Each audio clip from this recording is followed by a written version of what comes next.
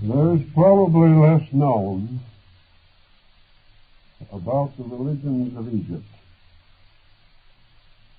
than of any other major spiritual tradition which has contributed to the cultural progress of mankind.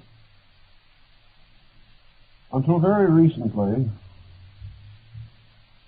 almost no available data opened itself to our attention or was available to scholars. The earlier material was largely derived from Greek or Latin sources, and the old Egyptian culture, which flourished prior to the 18th dynasty, is still a locked book. It reminds us a little of the rather deplorable state of our knowledge of ancient American religions. The cultures of Mexico, Central America, and Peru are still closed to us, with the exception of a few fragments, which give very little real insight into the structure of a religious belief. We observe the remains of the Egyptian Empire. We note the impressive monuments, the great architectural and artistic achievements of the people of the valley of the Nile. We also note that a very large part of the surviving memorials are directly or indirectly associated with religion. These peoples created a magnificent religious art and architecture. And it seems reasonable to assume that these same people must have had some convictions or beliefs to justify the tremendous advancements which they made in science and even sociology. Their greatest exponents were the Greeks. And it would seem that during the classical periods, Greek scholars never ceased their praise of Egyptian wisdom. Men of the caliber of Pythagoras and Plato spoke most eulogistically of the spiritual attainments of Egypt. And in government and law, Solon and Thales bear witness to the common practice that men of learning and ability, faced with a responsibility or high office, nearly always travel to Egypt to be there instructed by the priests of the temples. Men who have given much time to Egyptian archaeology and culture, such as Breasted of the British Museum, Breasted of the University of Chicago, and Budge of the British Museum, both had a very high respect for Egyptian religion. But while Budge was working quietly in the shaded archives of the library of the British Museum and was curator of its Egyptian section, another man in the same institution, Dr. Hall, probably working side by side with Breasted from the same monuments and the same text, came to an entirely contrary conclusion. He was far from impressed by Egyptian religion. So here we find two men, the same background, working in the same institution, who have no common agreement. I think this is the general condition so far as Egypt is concerned. Let us try then, from what available information we have, to piece together some part of the Egyptian religious story. And when we begin this, we have to go back to the roots of Egyptian culture. Here again, we are at a disadvantage. No one has exposed these roots.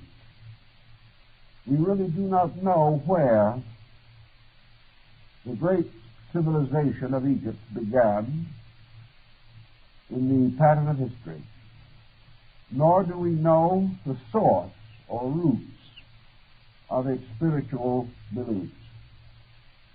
It is all right to assume, and we may have to, that these beliefs evolved, developed, and grew with the rise of Egyptian civilization itself, and that the primitive Egyptian, like the primitive Ashanti, held certain simple beliefs which gradually developed into the elaborate structures of the Middle Empire. On the other hand, there is much to suggest that religion was imported to Egypt at a very early date. There seems a good many traces and evidences to point to Egypt's indebtedness to India and probably to Persia for a large part of its spiritual tradition. This may not have been at the very beginning, but it certainly did come into play prehistorically so far as existing monuments and records are concerned. The Egyptians themselves had a tradition that their religion came from Asia. There seems no real reason to question this tradition, for most peoples, if they can claim a belief to themselves, will not assign it to others. If the Egyptians really believed that their doctrines arose among their own people, they would certainly have held this honor to themselves. They did not do so, perhaps in honesty. They admitted their dependence upon foreign beliefs. Egypt, of course, was not isolated as China was, and in the course of time it felt religious influence from a number of surrounding sources of culture.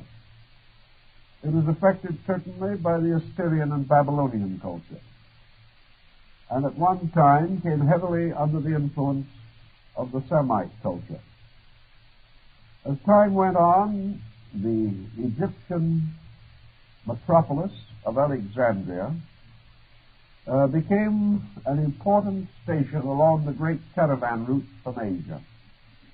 We are not sure how early these caravan routes were opened, but certainly as early as 500 to 600 BC, probably much earlier. We know that far beyond Egypt, moving in an easterly direction, we came upon a number of great cultures that were firmly established at a remote time. We do not know when China actually became a philosophic people, but we are reasonably certain that it was not later than 1500 to 2000 BC, probably earlier.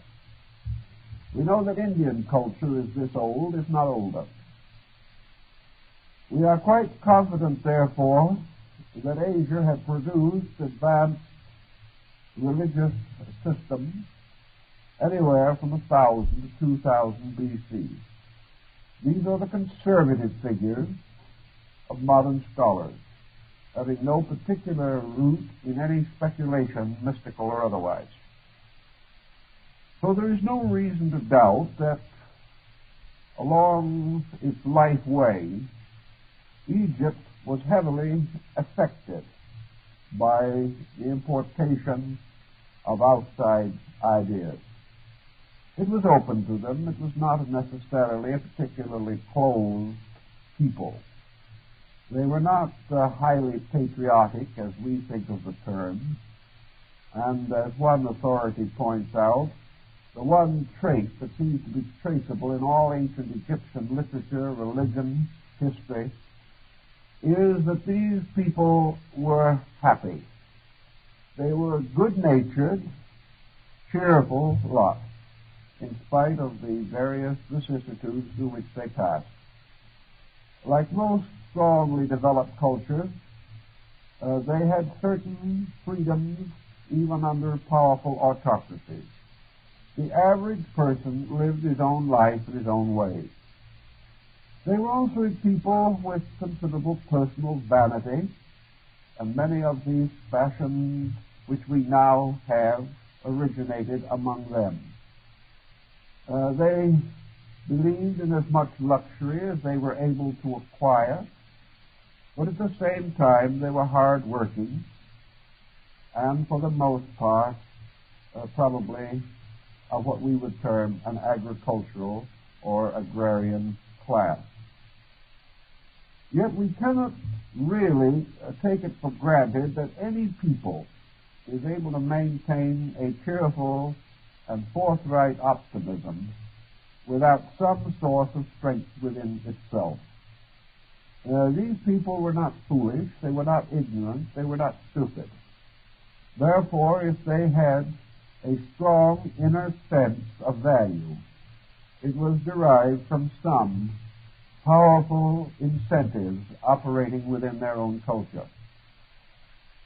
We know very little also about the practice of Egyptian religion. We know only that there were priesthoods. That these priesthoods in the beginning were not very clearly marked, and their privileges were not definitely boundaried as they were at a later time. The priests of Egypt were not exactly the conventional archetype of priesthood that we know today. Probably in the beginning, the priestly families were associated with a theocratic state. The pharaoh was a living god. He was under divine guidance, and his deeds were always according to the divine right of kings. He was a god on earth, and somewhere in this mystery there must have been a god who was a pharaoh in heaven. This type of thinking belongs to most older people. In all probability, the priesthood was originally derived from the aristocracy. Wealthy families and friends, near supporters of the political situation, became influential in the religious duties.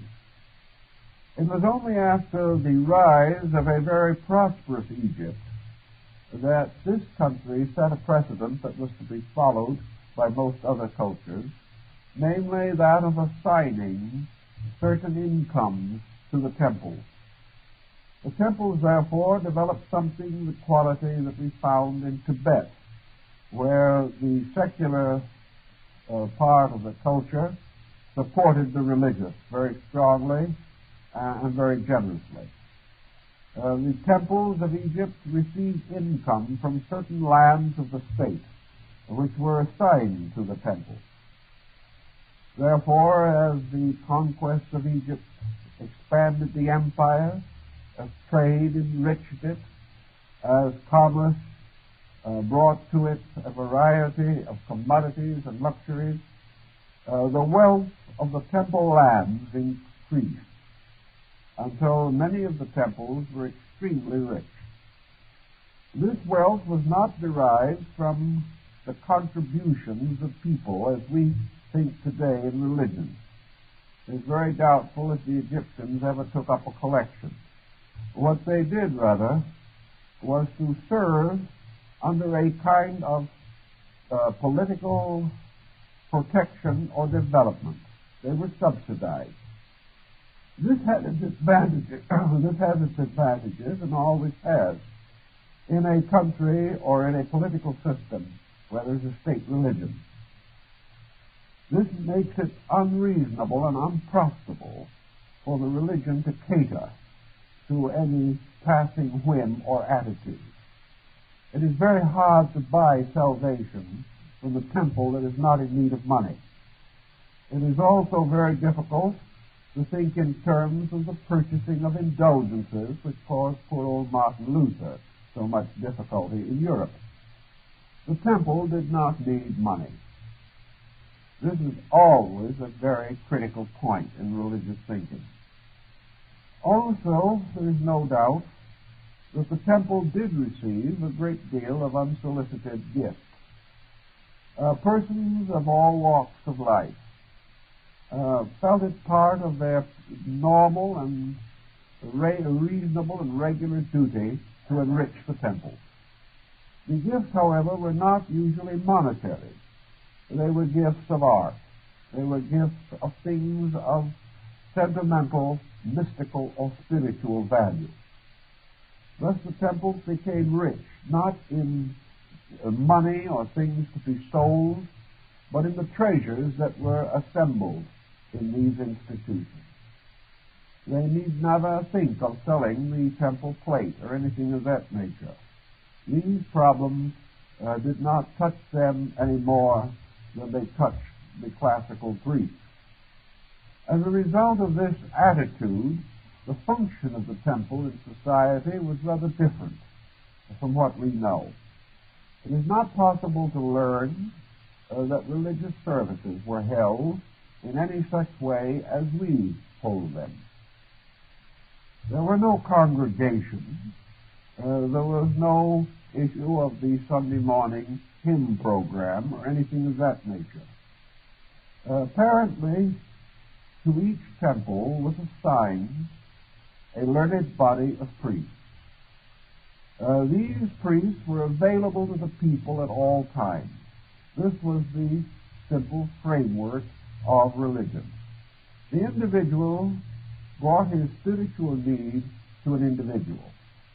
He brought his need to a sanctified person who was bound by the obligations of secrecy, who might not divulge, who might not bear witness against him, and had nothing whatever to gain by lengthening or shortening the interview.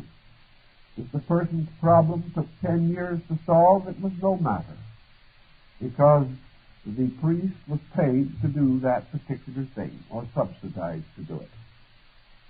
He lived in the temple. He spent his available time in prayer, meditation, thought, study, or perhaps in one of the various branches of teaching. Here we have something that descended again into the Arabic culture. In most cases, the Egyptian priest was an educator. He was also connected with the faculties of the priestly colleges. And the temple was the college. It was the college, the hospital, the clinic, and in matters of ordinary private living, it was also the judiciary. Almost all problems that did not relate to the actual political structure of the country were handled by the religious educational group. In the life of the Egyptian people, religion was a very present matter. All of the important events of life had their religious observances, as they do today among primitive people. The various years of life, the changes which take place between childhood and adolescence, between adolescence and maturity, these changes were all marked with ritual. The Egyptian lived within a structure of ritual, and the pageantry of it must have been most impressive. It provided him also, in all probabilities, with a large part of his local entertainment, because the festivals of the religion, the great celebrations, the processionals, the various sacred days and their observances, such as the intercalendary days upon which the birthdays of the gods were celebrated. All of these were set aside as festivals. In these festivals, the populace took some part, but they were also continuously delighted observers of all the pomp and circumstance that went with these sacred occasions. Because of the very nature of the Egyptian religion, as it seems to have descended to us, it did not bestow upon its people any particular element of fear. Primitive religions usually do not. There may be certain negative fears arise around the ghost cult and things of that nature, but for the most part, the faiths of older peoples were cheerful. They did not have to do with any great fear or doubt concerning the future of things. The average individual perhaps was not too much concerned with even the problem of his own survival after death. Certainly the populace in general either assumed that these matters were adequately taken care of by the great gods upon their distant thrones, or else all that was necessary to be known could be imparted to them by their priests and in the various educational facilities of the nation. We speak of Egyptian religion, but this itself is a more or less misnomer. Actually, the religions of Egypt were many, and at various times in the history of the nation, different sects and creeds emerged to powerful positions. Probably this was partly due to internal strife. There was much of this in the very early periods of Egyptian history. As a result of this strife, certain powerful territories became dominant, others were conquered, and this changed the religious outlook.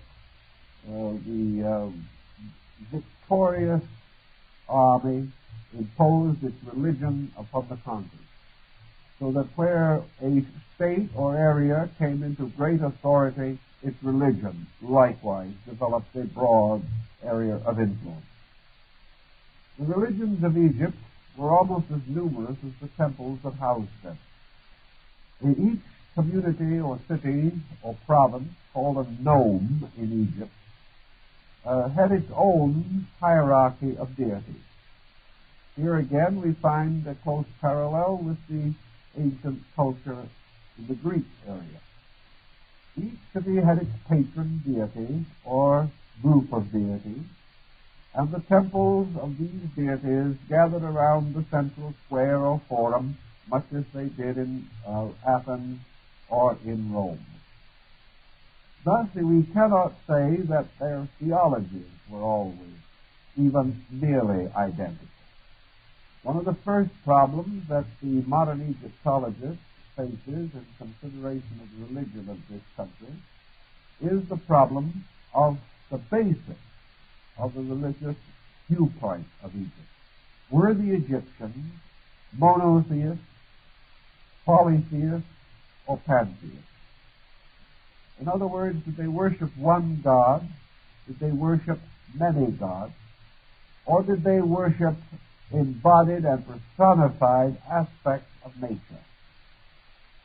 The tendency now for most religious writers is to deny monotheism wherever possible, trying to reserve it as part of man's more modern spiritual acquirements.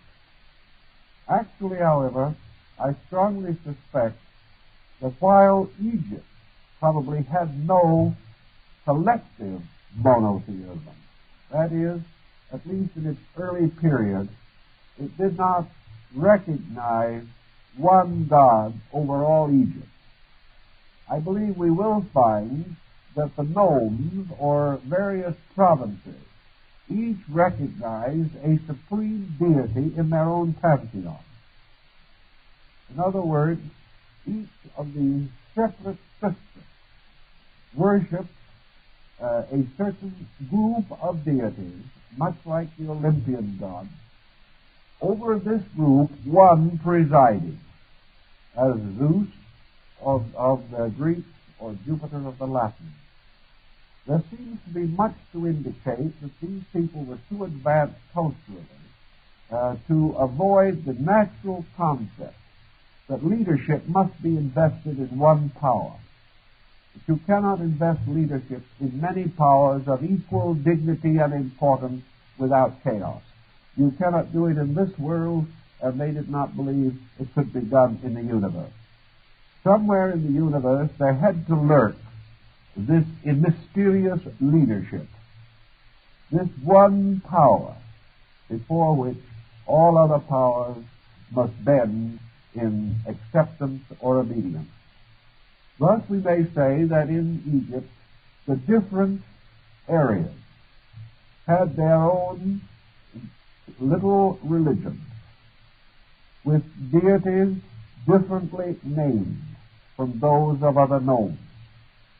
But in many instances, these different deities closely resembling each other, or in some instances, obviously derived from each other. As was the practice of the time, the temple rose in the midst of the cultural life of the community.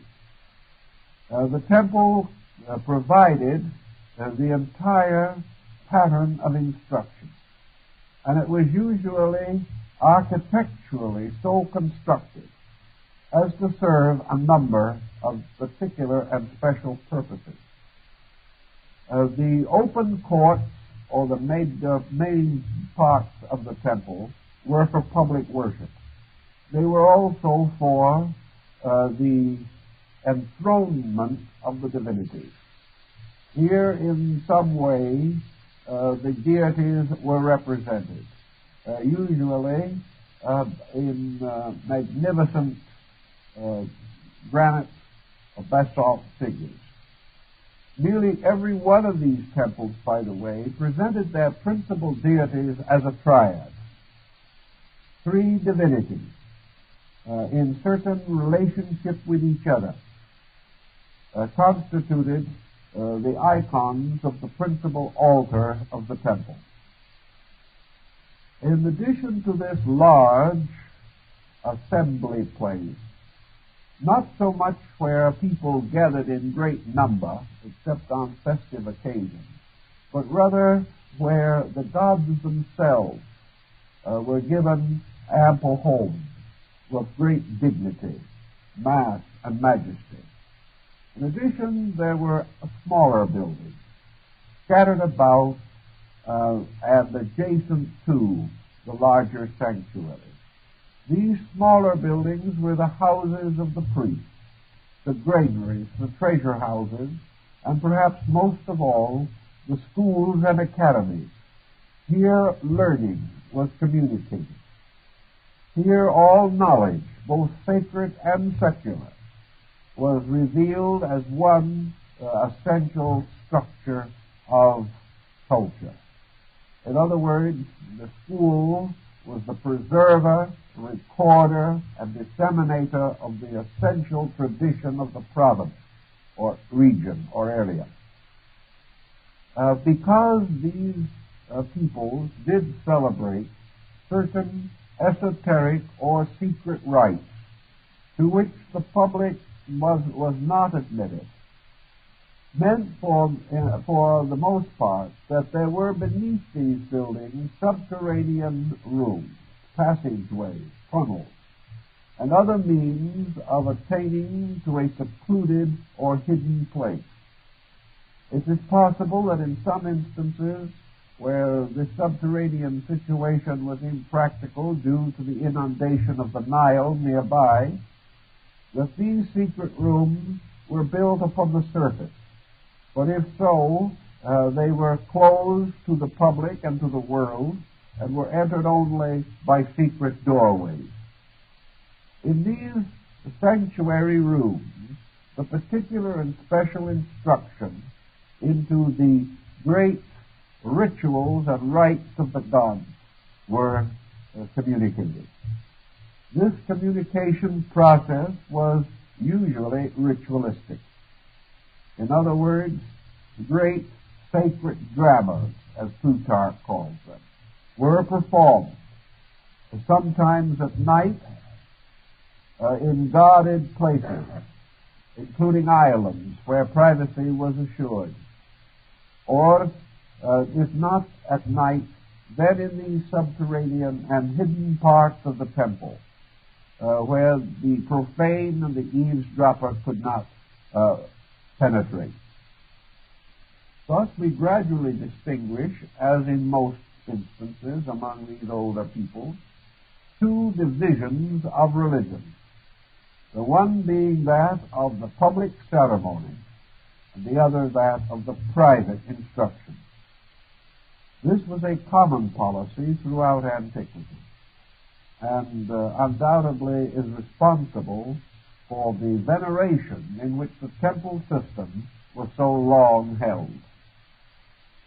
With the changes in the political life of Egypt, there was a more or less drawing together of the state. Finally, Egypt came to be administered as a double empire of Upper and Lower Egypt, and the authority of the state was vested in the pharaoh. Now, in the earlier periods, the pharaoh had a kind of nominal authority, but under an almost complete local system of autonomies. The pharaoh had certain prestige, precedent, authority, and power, but it was largely located in his own city. He could call upon other areas, and they could not refuse his call. But he had very little to do with the shaping or reshaping of the cultural life of the various provinces. These provinces had their own jealous patterns and traditions, which they would not relinquish to any central authority. In other words, in the early period, we might say that the federal government was weak. The right of state extended not only into politics, but into religion. As time passed, however, the same thing occurred in Egypt that happens everywhere else, namely that these scattered autonomous states had to be drawn together. They could not defend themselves against the rising tide of conquest from without the boundaries of the country. They could not properly unite in a social, political, or commercial bond, and by degrees Egypt became essentially one country. In the process of so doing, there emerged from the galaxy of Egyptian faiths the one prominent and dominant religion of the people. A religion, however, that was never the only religion. There was to the very end of Egyptian autonomy the continuance of these various temples, these various shrines, and these various hierarchies of divine beings. But in the course of time, the cult of Osiris began to overwhelm all other religions like a great light rising and causing innumerable candles to lose their own peculiar radiance.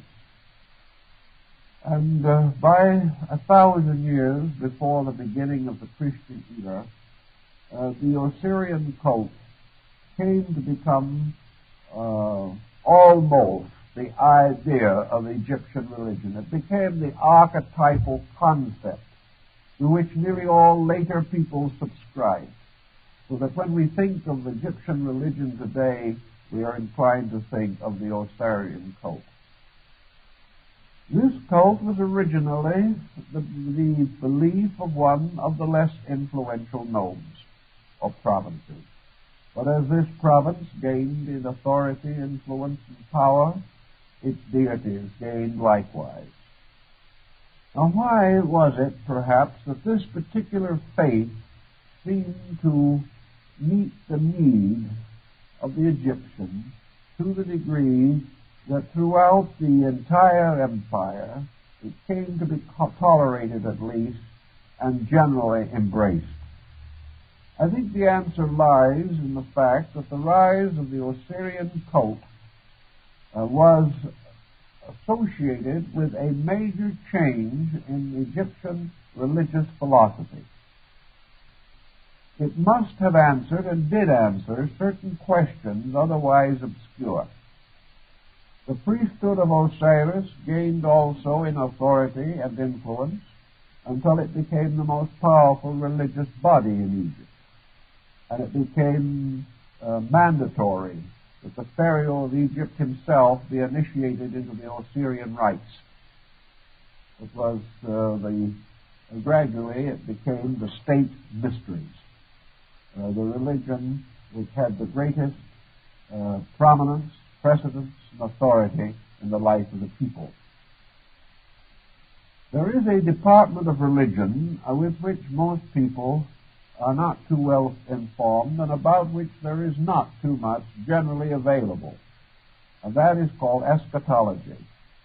This particular branch of religious thinking deals with what might be termed the end of things. In religion, every phase of human experience has to lead to something. And the problem of the ultimate state of things actually is essentially a religious problem. We have tried to make it a scientific problem, but we have only ended by making religion out of science. We have to have certain concepts. Eschatology, for example, asks these questions. What is the end of the world? What is the end of man? What is the state of man after death? What is the ultimate condition of the soul? These things all have to do with some kind of termination or something that lies beyond the circle of the immediate or even the less immediate. We have to go into the state of ultimates. And the problem of spiritual ultimates is covered by the general theme of eschatology.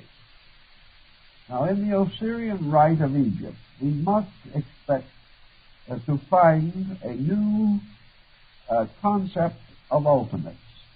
And I suspect that this was the power and influence particularly responsible for the rise of this faith. In the cult of Osiris, we find, for example, the gradual rise of a powerful monotheistic principle. Now, it does not mean that Osiris was technically and actually, in Egyptian religious philosophy, the supreme deity. But by degrees, Osiris became the supremely important deity. The deity most necessary to man. The deity that held in its power and authority the ultimate of man. Also, the Osiris cult had other answers relating to problems that confronted ancient man and which he, to a measure, is still struggling with even today. And that is the problem of the immortality of the human soul. In the Osirian cult, immortality emerges. It emerges as a spiritual certainty. This, in a way, divides Egypt even from Greece. For immortality arose perhaps later in Greek thinking than it did in Egyptian thinking. The old Egyptians of, say, 1000 B.C. had no clear notion of immortality. They realized that something probably survived, but to them the answer was the ghost land. to the earliest Egyptian, with an instinct for survival, it seems to have been believed that the dead lived on in their tombs, and for that reason their worldly goods were buried with them so that they would have everything necessary for their pleasure and convenience. That there was a real sense of immortality, as we conceive it today, is doubtful prior to the rise of the Osirian cult. It was probably locally taught wherever this cult dominated before it became the principal faith of the empire. The rise of the Osirian cult may also have been strongly influenced by the brief but powerful spiritual impulse given by Akhenaten. This Pharaoh, living probably between 13 and 1400 BC, certainly was a powerful monotheist. He was one who distinctly and definitely held the concept of one God. Apparently, Egypt at that time was not ready for him, and as a result, his monotheism did not have an endurance. It did survive, however, in mystical and religious groups, and seems to have finally contributed to the ultimate integration of the Osirian cult. So we have in the deity Osiris many of the attributes and aspects that we would normally associate with a supreme being. First of all, we have in him that which is one of the high marks of an ethical civilization, namely a good God. In this case, a good God is one in whom virtues exist that are beyond the common practice of the believers or followers of that God. In other words, Osiris was perhaps cast in the image of man, but he was better than man. He was not merely a stronger chief. He was a nobler ruler. Thus, in Egypt, we begin to clearly observe the rise of the concept of spiritual nobility. That is, the rise of the belief that man lives to become better than he is. This is quite an important point which we take for granted, but we cannot assume was present among ancient beliefs. Gradually also into the Osiris cult came another important element, probably derived partly from Akhenaten, partly from Syria, and partly from Persia. This was the belief that Osiris was not only the good God, but he was a God who loved his children. And furthermore, that men, mortals, humans, were the beloved children of this God, who now takes on the father attribute. He is no longer a God with slaves. He is a father with sons. Now this thought is still hard for some people to reconcile in true philosophic insight.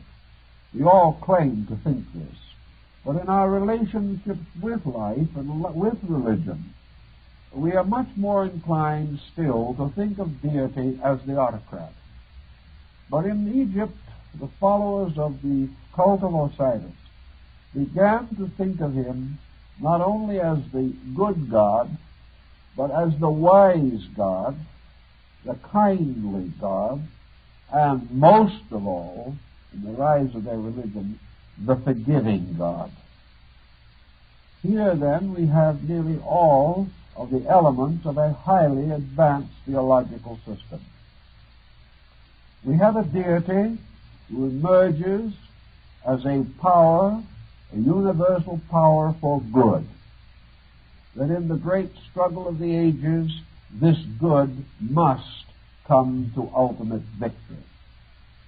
We have the God of wisdom, in whose nature all mysteries are known, all secrets have their roots, all realizations and revelations originate. We have the deity who has a warm and continuing affection for his creation. And also, as we learn from the various magical manuscripts, the God who understands his creation, so that if men are weak or inadequate, this deity understands this. He is not the cold, stone-faced image against the temple wall. He is the searcher into the hearts of things. He is the fanner of breath in the soul. In addition to these things, this deity is constantly laboring for the ultimate perfection of man, or the rescuing of the world from a state of evil.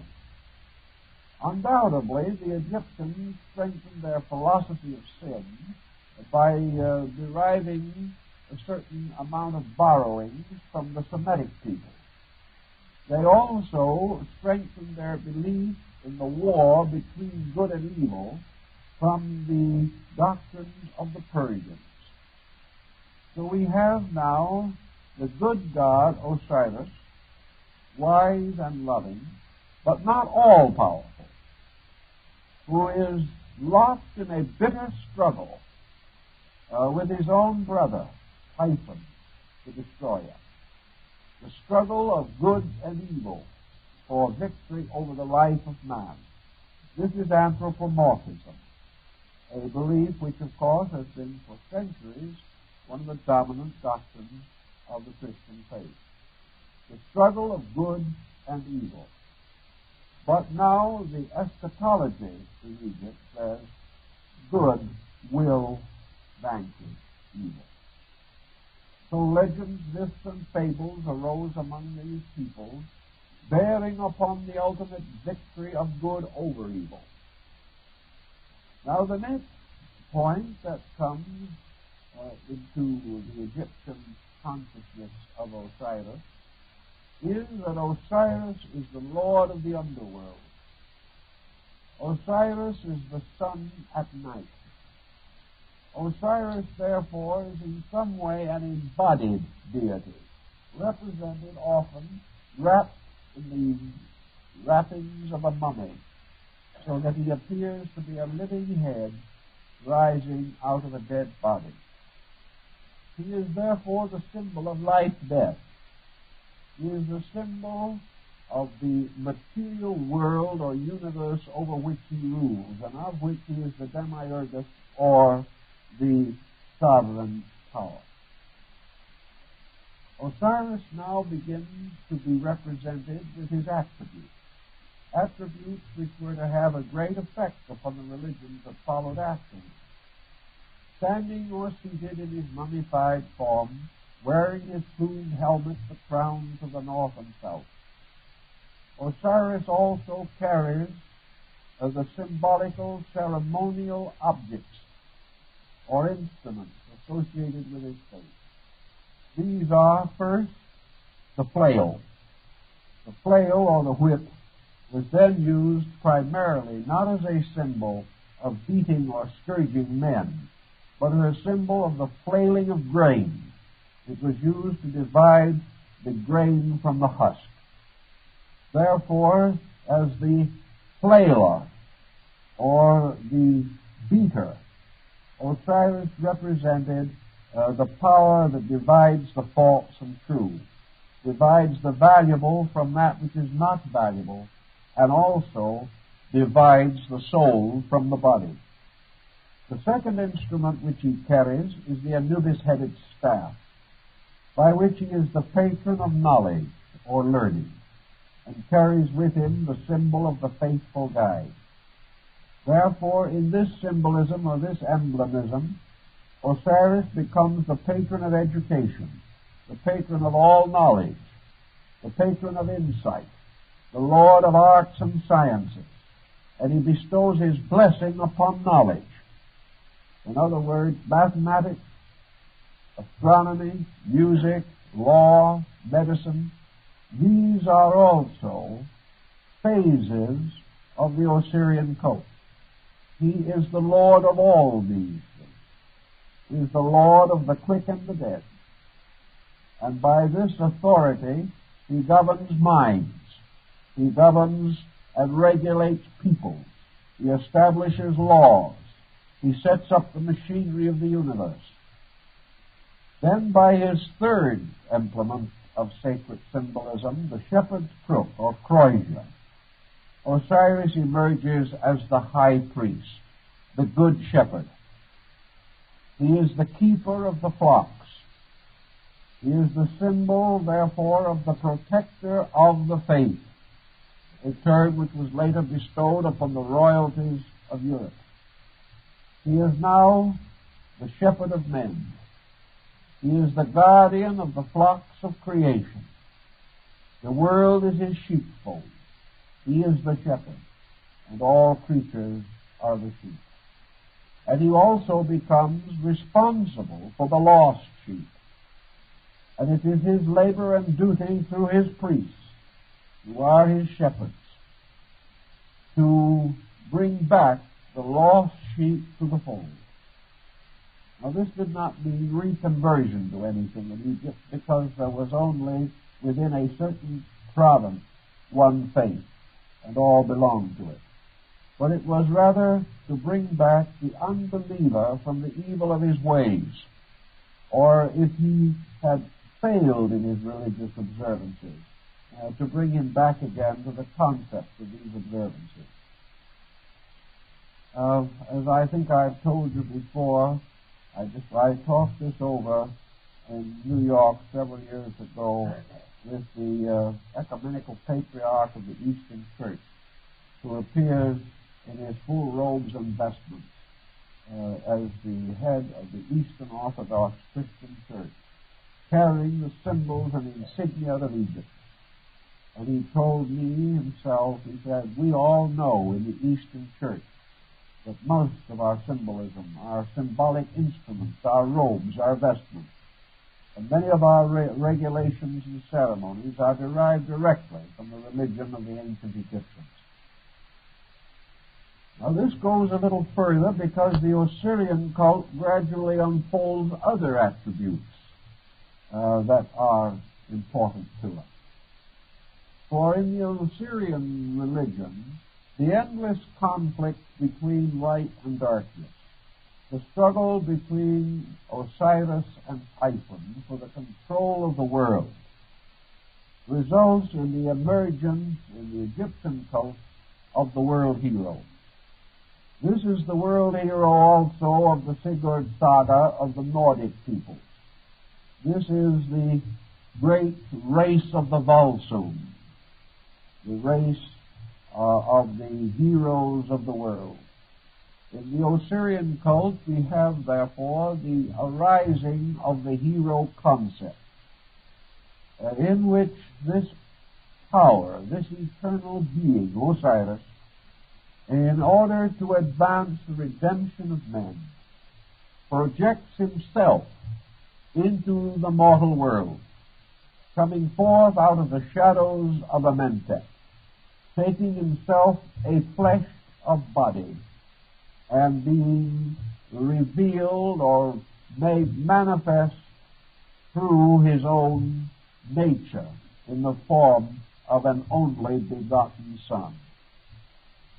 Therefore, in Egypt, Horus, the only begotten of the Father, the son of the widow, the most mysterious and immaculately conceived, born of Isis, who was overshadowed by the Holy Spirit of her own murdered husband, Osiris, gave Horus the power to bear witness to his own Father throughout all worlds.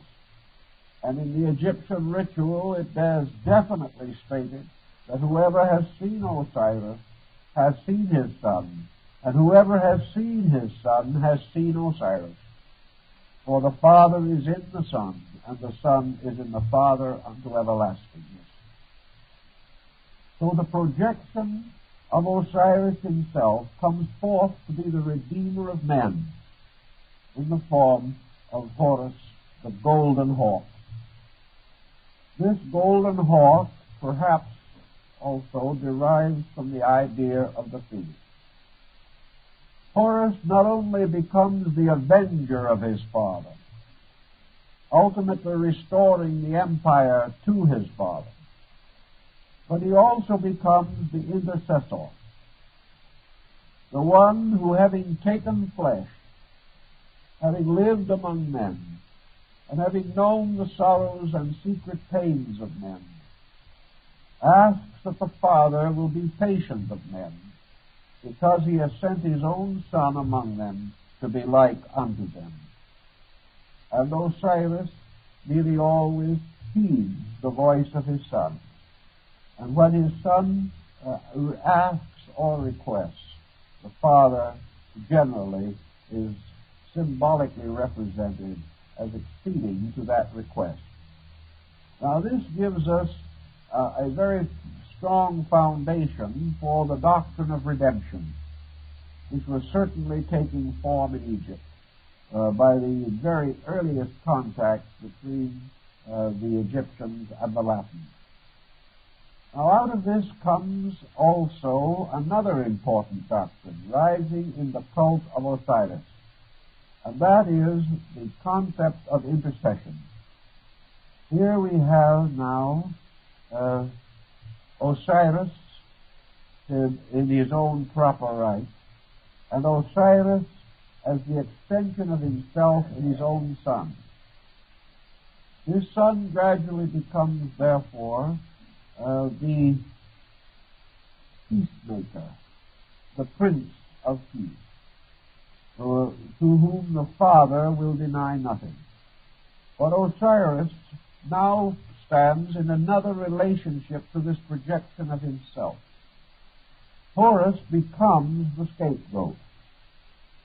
And in the rituals of the coming forth by day, if the soul which has sinned is in doubt of salvation, Horus steps forth and pleads with his father Osiris, saying, "Let the sins of this man come upon me.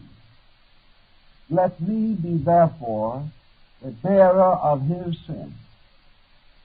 And in my name, and because I have accepted his sin, I ask that you shall forgive him." Now here we have intercession.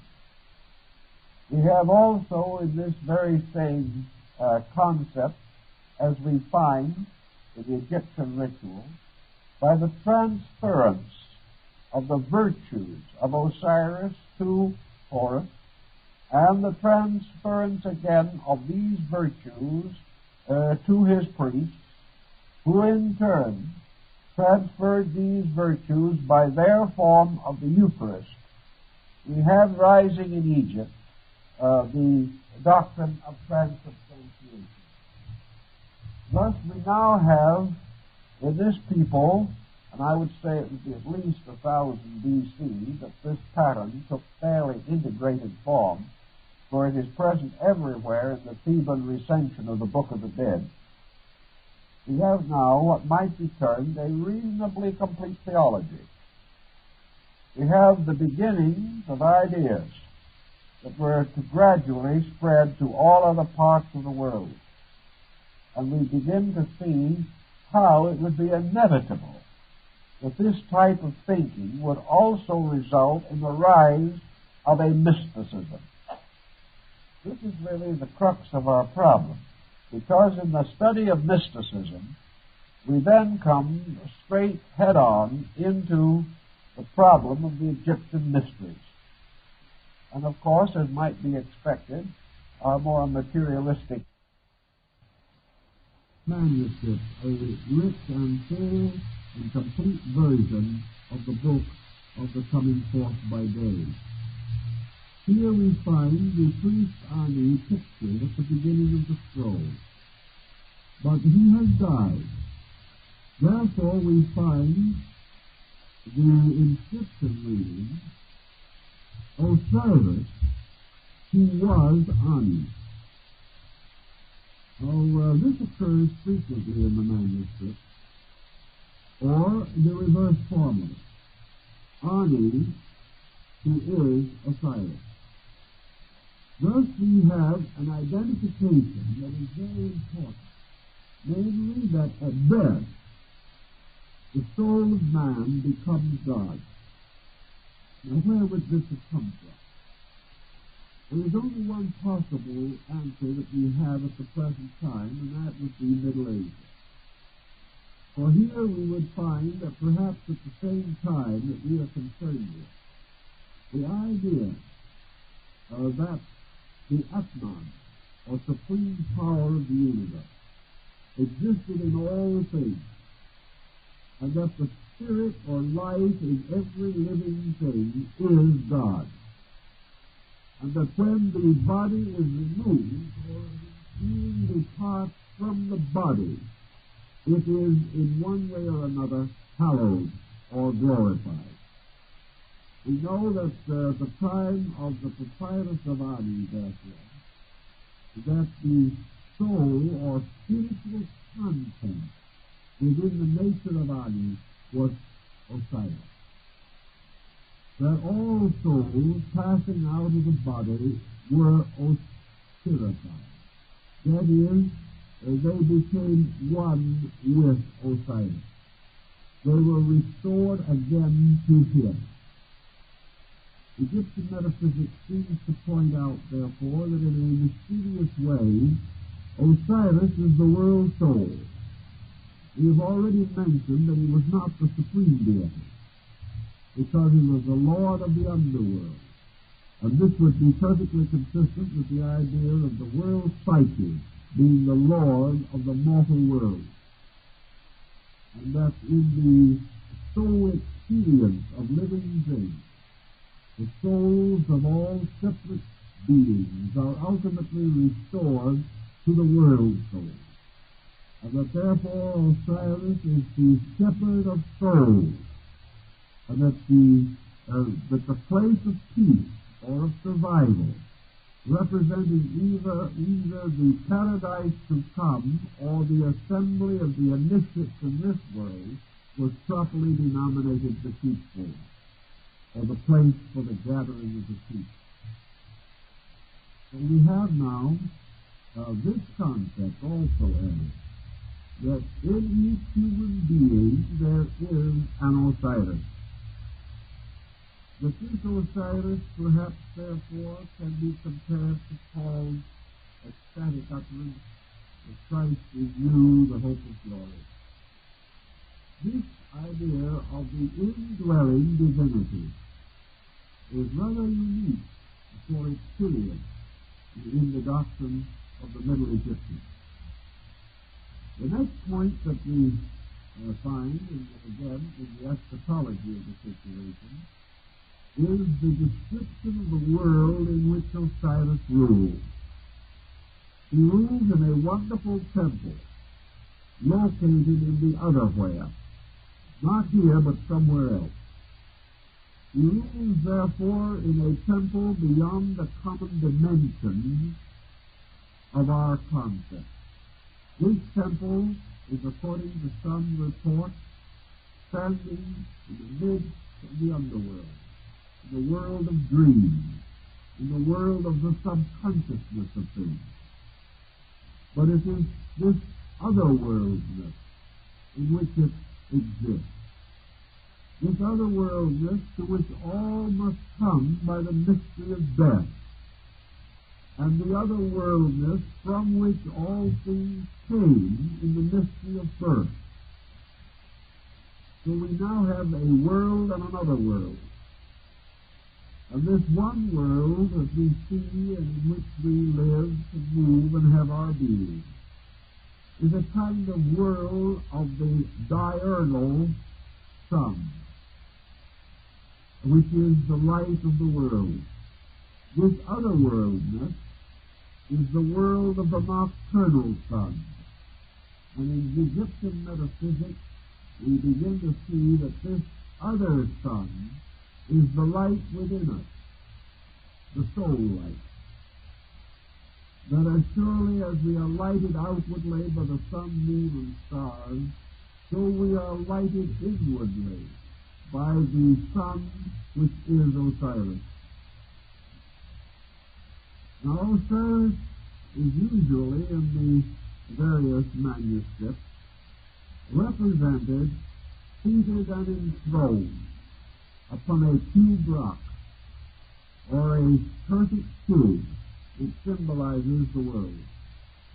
Very often he wears attached to the rear of his robe the tail of a lion, which is an attribute associated with the Sphinx, which suggests the androgynous nature of the deity in Egyptian painting.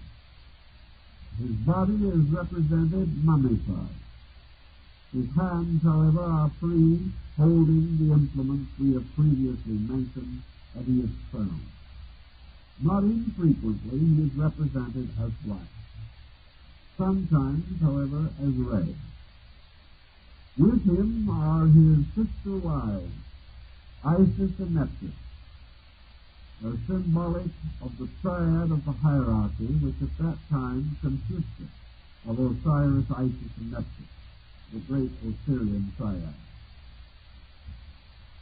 The room in which he is seated is called the Hall of the Twin Truths, and it is bounded at each end by a tall column, quite ornate. These two columns are the columns of the underworld, described in the Greek mystical literature. And these columns also are the columns of the porch of the temple of Solomon the king. And Osiris is therefore thrown between a black and a white column to symbolize life and death, light and darkness, reality and illusion.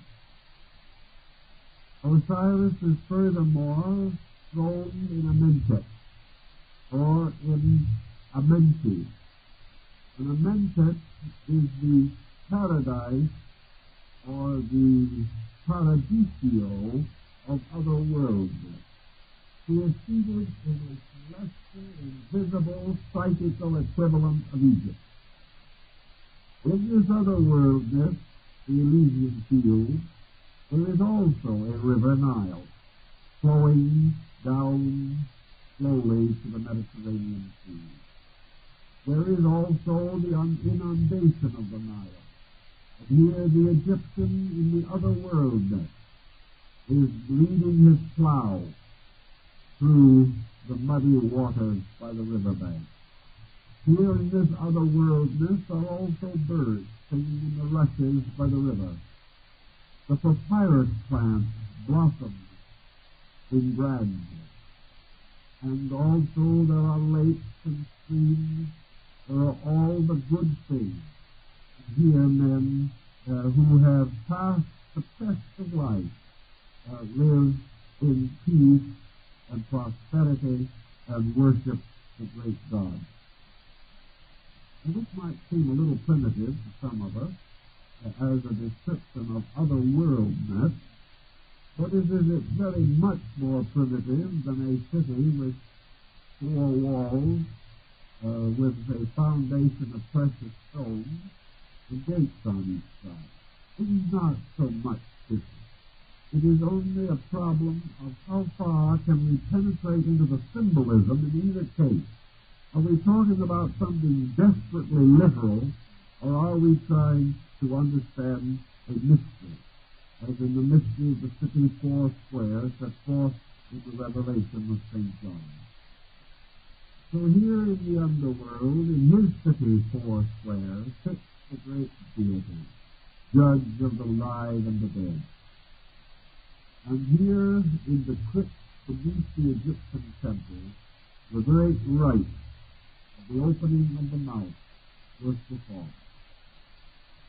Well, we have to try to reconstruct, if we can, the circumstances that would lead up to the use of this ritual. We know that as set forth in the papyrus of Rene, that this must have been a strange and splendid thing. Restorations made in England at the British Museum have been able to piece together what might be termed the ritualistic content. We know that this particular ritual is dramatically suitable for theatrical production. We also know, as Professor Breasted told me in Chicago, that there are existing manuscripts, papyri, of the book of the coming forth by day, in which the prompters marked for actors, and their exits and entrances are marked on the margins of the manuscript. There is no doubt it was a theatrical production. But the circumstances under which it was given, and why it was given, might still be subject to some thought. One parallel immediately suggests itself, whether it is in India, China, Egypt, Persia, Greece, or Rome. The ceremonies associated with death were always also associated with the initiation ritual. The rites for the initiation of candidates in the mystery were always rites associated with the mortuary procedure. The purpose of this was obvious to the reasonably well informed. The purpose of initiation is to carry the individual by consciousness from one world to another. This also was the inevitable function of death. Therefore, just as surely as man by initiation becomes aware of his own immortality, so by death he gains this awareness. He stands as the Egyptian said, I am dead, yet I do not die. This is a discovery, the fact of which, apparently, is reserved for only two possible conditions. One is religious mysticism, and the other is death itself. So the mortuary ritual is always the initiation ritual. Now, when would such a ritual be used, and why? Two answers to this. First, it is quite conceivable that this pageantry would be literally portrayed in the case of the death of the pharaoh. In other words, the funerary processes in connection with the death, perhaps, of the pharaoh or his queen, or perhaps some very high officer of the household, in the case of an exceptional or extraordinary person, the ritual might be either privately or publicly performed over the actual remains of the dead.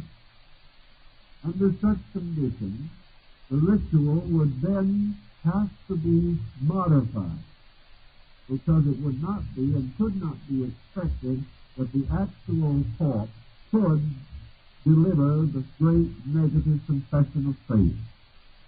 Therefore, to the body would have to be associated a living attendant to speak for the body, and to act as the intermediary again between the living and the dead. And this intermediary should be either Anubis or Horus himself.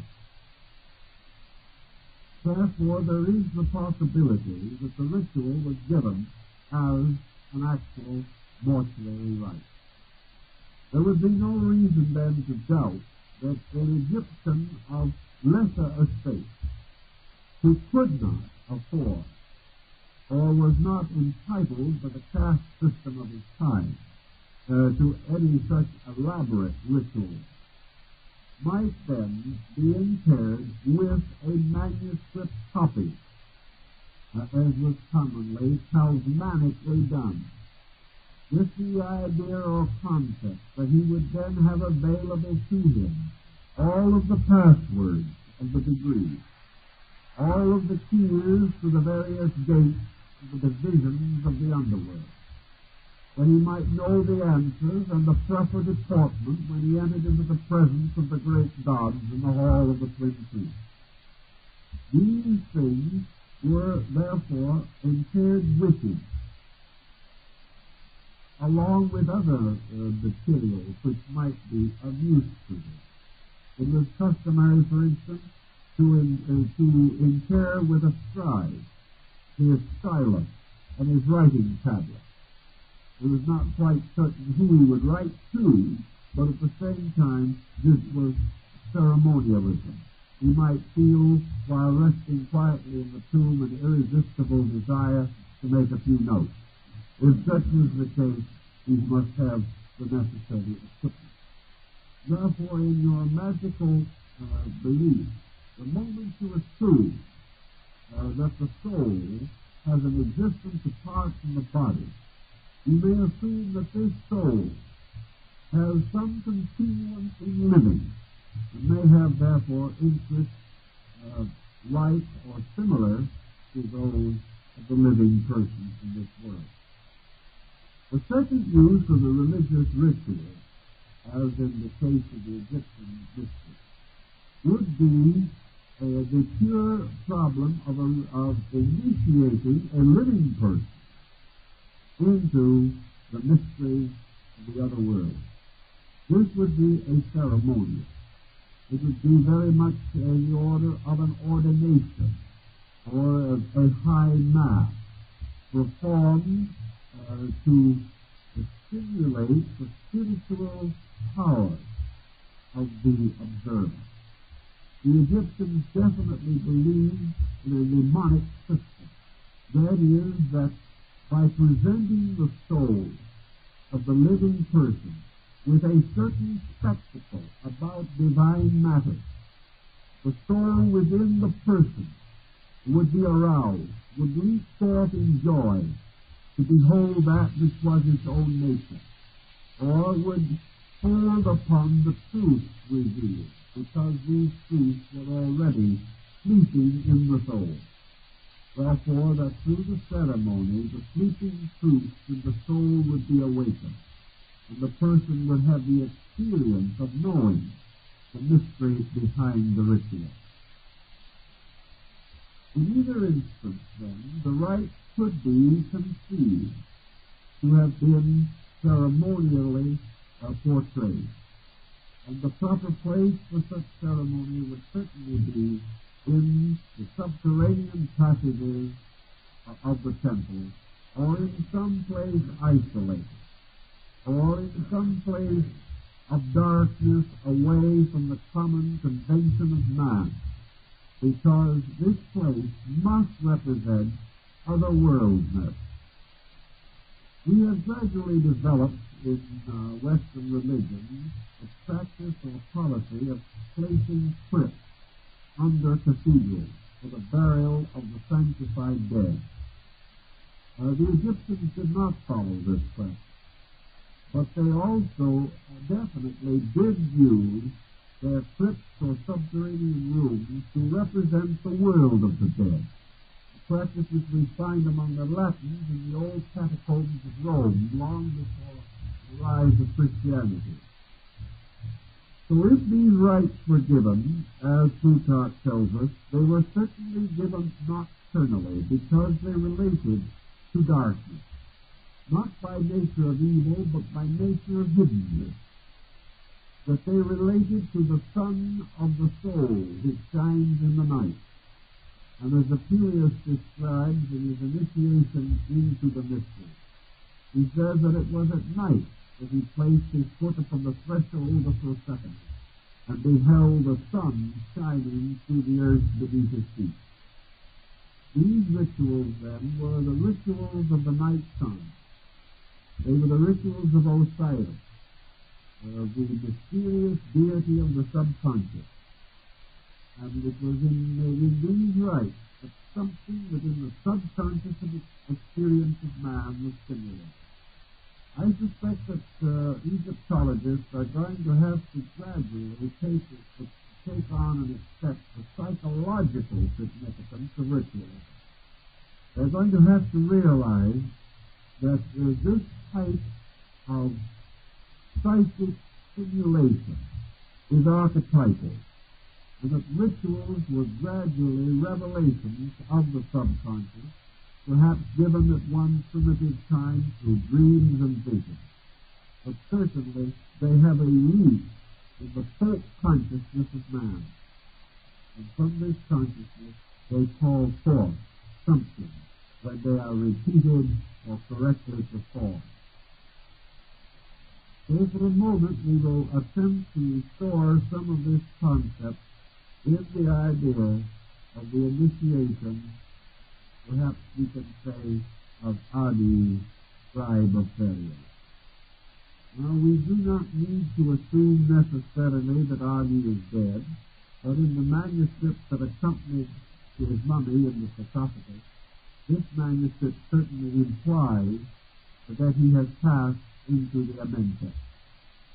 The eschatology again comes to the fore, however. What happens to the soul of Adi, who is Osiris?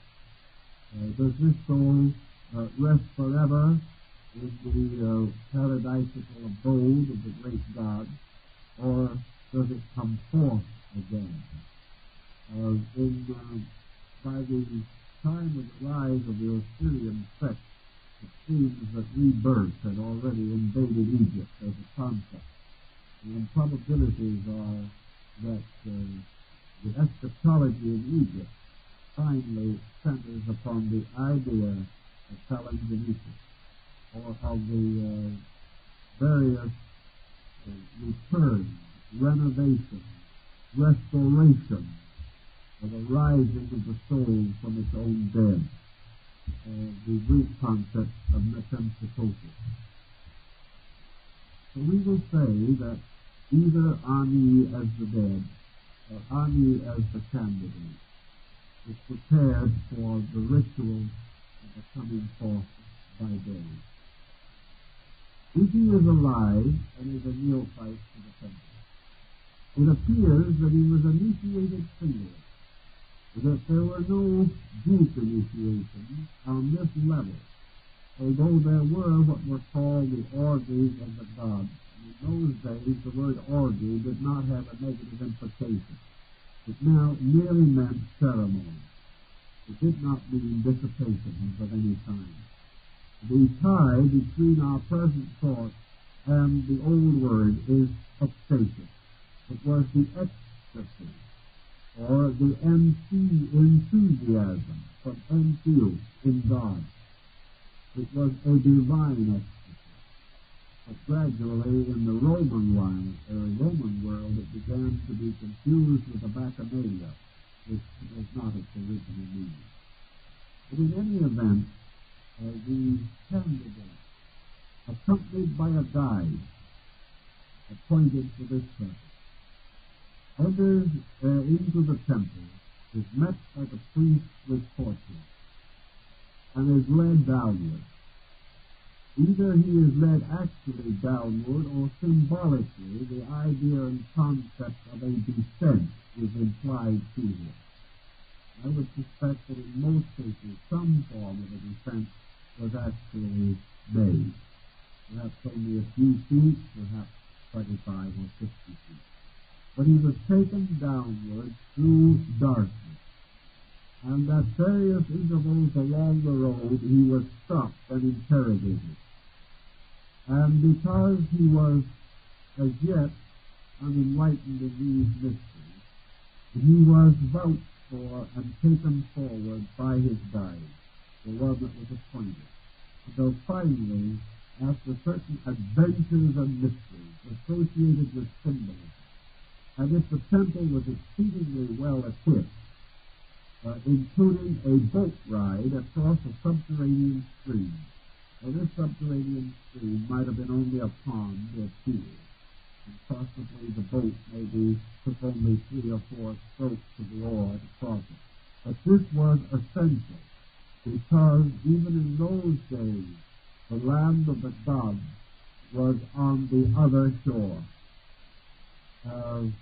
The river by which souls in this life are divided from the souls in the other life is the same as the river Styx in the Greek mystery, or the mysterious celestial Jordan, on whose farther shore we are to meet in everlasting bliss, according to the ancient hymn of Christianity.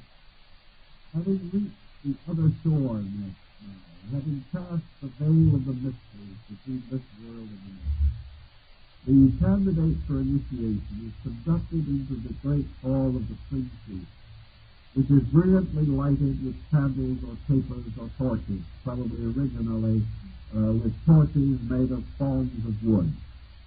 This room was well filled, for here were gathered all the persons involved in the great rite.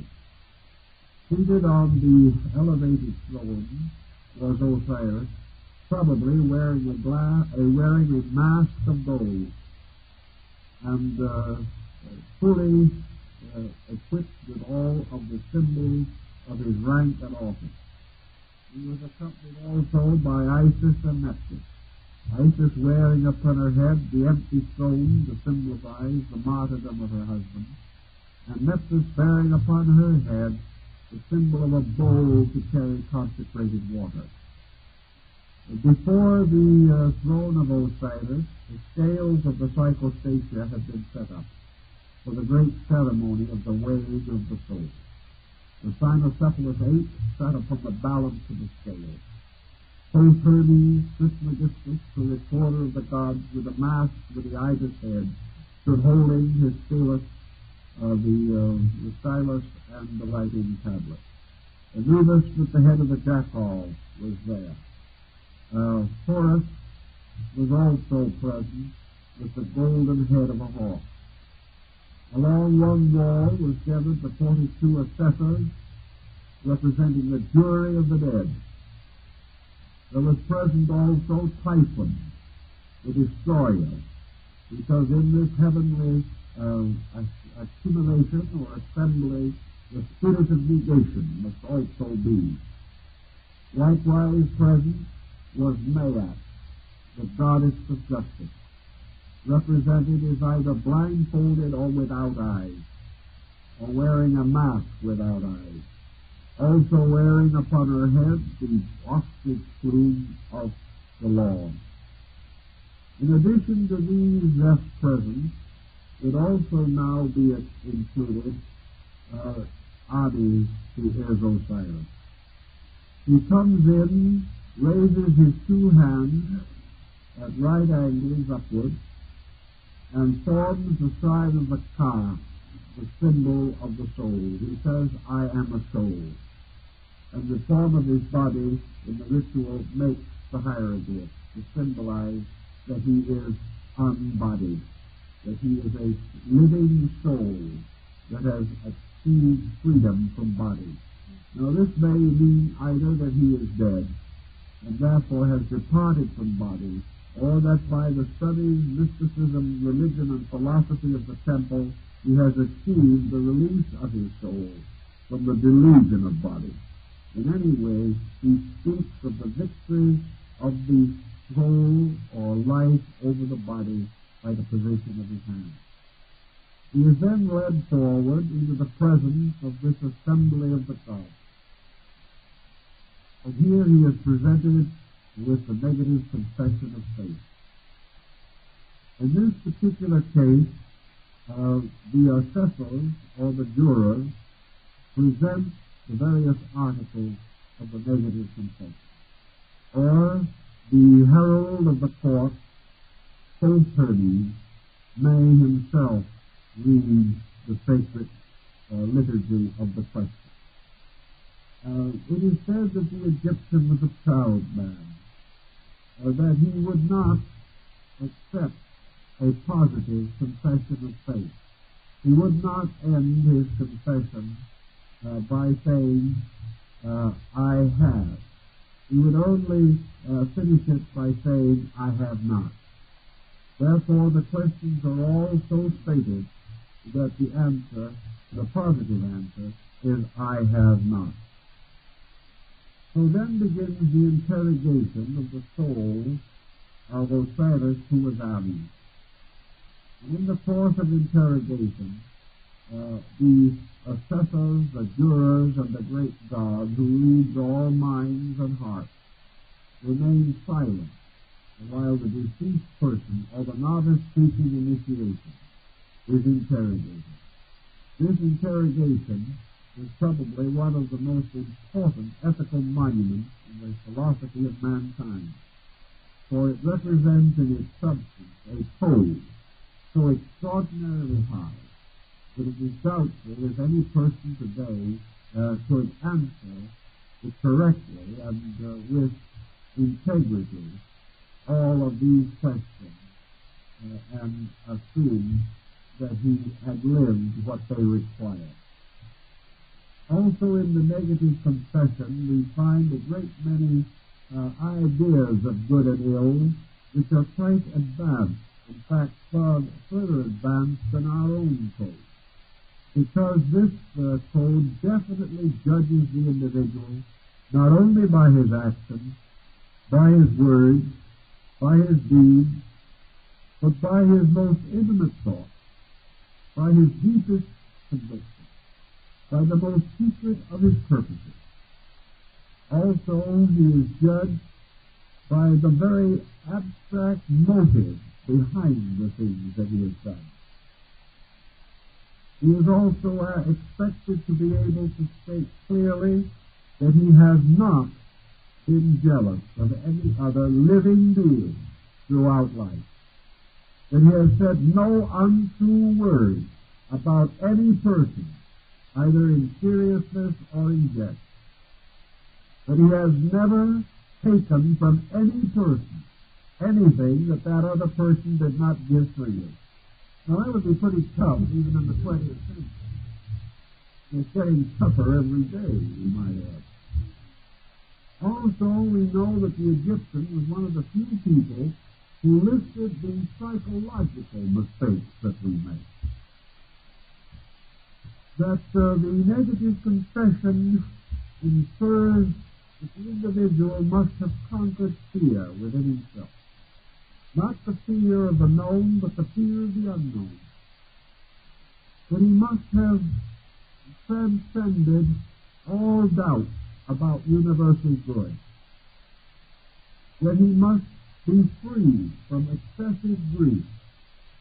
That he must be free from excessive worry. That he must have in himself no negative quality which would in any way defile the Osiris in his own soul. Well, several writers and students of the matter have come to the conclusion that the Egyptian, either living or dead, that took this examination had to, we'll say, somewhat exaggerate his virtue, and perhaps overlook a few mistakes along the line. But in the ritualism, although he is honest, and in the rite, the candidate does admit his mistake. He does not attempt to give all positive answers. He does not claim to be without fault. This is in fact part of the ritual itself.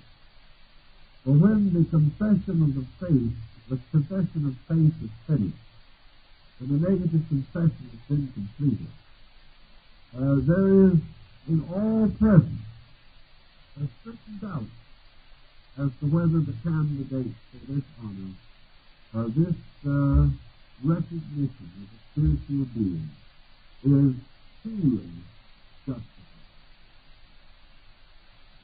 At that time also, the top of the Osiris Priesthood is placed upon one balance of the scale. And the goddess Maya takes her feather, the symbol of law, universal law, and places it on the other balanced pan. If the two pans of the scale balance, if the heart is balanced with truth,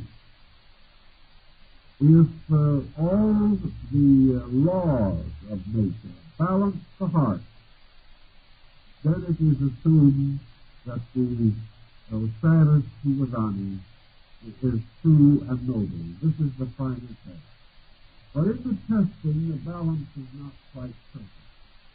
And the heart of the Osiris Rideemer cries out from a little lip in the side of the jar, which is supposed to contain his mummified heart.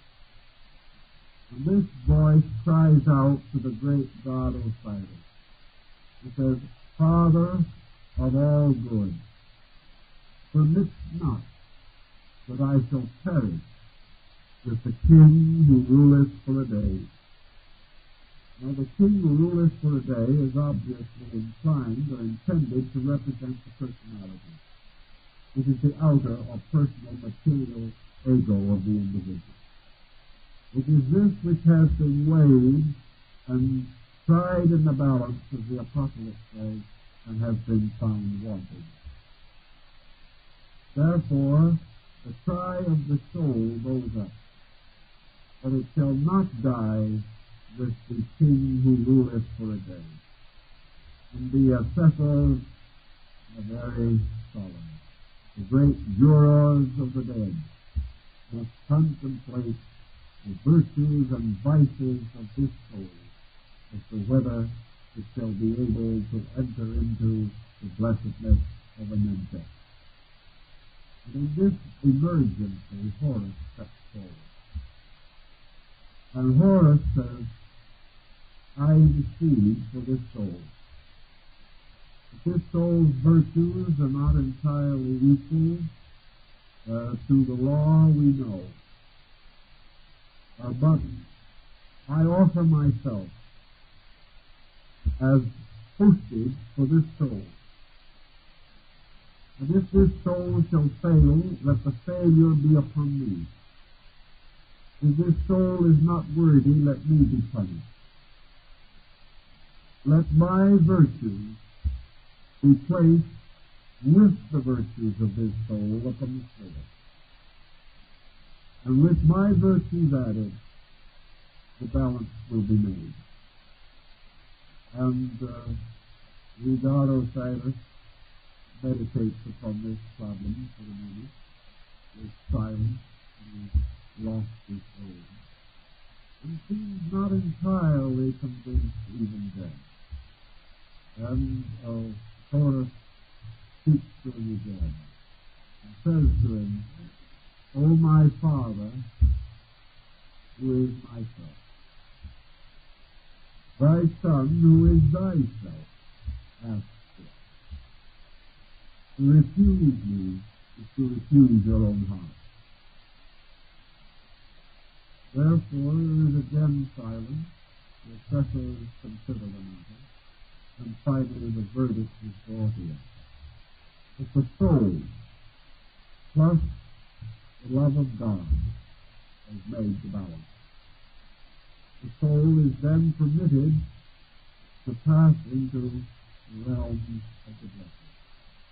Now the theory is contained in the ritual. That if for some reason this soul entering in is so corrupted that it cannot make the balance, and that Osiris under these conditions rejects the sacrifice of his own son, who offers himself as a peace offering unto the Lord.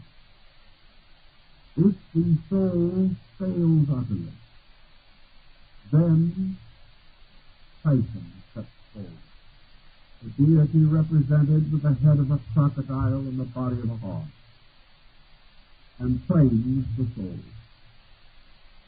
And if this soul is released to Typhon, Typhon then devours the soul and carries the soul away into darkness, where it is believed or supposed that the soul passes back into re-embodiment. For Typhon is the symbol of the mud hog of the Nile, the symbol of utter materiality. And therefore, to be swallowed up by Typhon is to be reborn in the physical world. It is now assumed, however, that the successful candidate has passed the test with the assistance of Horus. Therefore, the successful candidate approaches his father. The soul comes into the presence of the immediate light of the golden face of the sun. And Osiris holds forth the key to the world, and bestows this key as a symbol of everlasting grace. And the key, of course, is the crux ansata, the unfettered cross of Egypt, the cross with a root for an upper bar. And when this cross is placed upon the lips of the deceased or the initiate, it is a symbol of the life bestowed, the symbol of the forgiveness of all evil, and that the candidate or the soul has been given the gift of everlasting life. Now it remains for Osiris to bestow this. For the life of everlastingness is not automatically the result of the passing the ritual. The life of everlastingness must be given or awarded to the soul by Osiris. But when Osiris so does this correct samsara becomes the word of the life and the resurrection. And having been sealed with this, the soul passes triumphantly to its just reward, goes triumphantly to that better life which is its proper estate. Now it is quite understandable that a ritual of this kind would have very deep transcendental import, especially if it is something that is held and deeply believed by all who witness it. The candidate undoubtedly had been instructed in the temple prior to initiation, or the deceased Ani, the scribe of Pharaoh, was well informed in the state religion. They had passed to a certain degree of comprehension. They knew the meaning of the ritual. And we are then in the same condition almost as we might say the individual is who takes the Eucharist or the ordination of a priest. In each instance, that which is to occur is known in advance. But by some mystery of transubstantiation, these physical things become peculiarly related to metaphysical truths beyond themselves. And it is to be assumed, therefore, that the initiate, having received this mystery, was in some way internally altered. That with this faith, with this participation in the highest and most secret rites of his people, with this blessing and benediction of the Hierophant of the Mysteries, who undoubtedly impersonated Osiris, that more than a mere drama was intended. As at the elevation of the host and high mass, to the believer, there is a spiritual mystery. But this mystery bestows some alteration, some change, like the laying on of hands in the apostolic succession. That there is something by which all things are made new, by a mystery of faith itself, by a mystery of religion itself. And if these people were raised, particularly those eligible for the sacred ritual, in a philosophic atmosphere, had been educated by a system of culture in which religion was the lord over all the arts and sciences, and in which the achievement of the sanctified life was the most important of all achievements, and that as the candidate, the initiate might wait for years until the hierophant regarded him as qualified and worthy for this extraordinary honor. We cannot but doubt that in the religion in which the priest himself was the very extension of his God, where these things were rarely and deeply and concisely believed, that some type of profound psychological experience took place. Plato describes it, others have described it. Achilles tells all that he dares to tell it. But according to the reports of these witnesses, at the moment of the great initiation, all these mortal elements vanished. The figure seated upon the throne with the golden mask was no longer the priest. He was a father. Something happened within the person accepting the ritual. Some light blazed from within himself. And as Achilles says, all of these priestly persons were suddenly radiant. They became the very beings that they represented. Perhaps the priests themselves did not even know it. But in the heart and soul of the initiate, some kind of an internal experience occurred, by which he was no longer in the subterranean room of an ancient temple.